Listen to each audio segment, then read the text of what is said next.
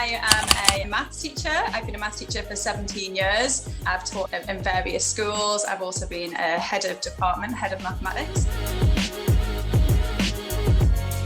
I think that one of the taglines that I had in school was, well, you're never going to be walking around with a calculator in your pocket. And of course, now we are. Numeracy is everywhere. We are using logical reasoning all the time. We're reading bus timetables. We're working out money. To get through your GCSE might not be linked in future life to exactly what you're doing in the classroom, but the skills that you are learning will help you with wherever you will go in the future.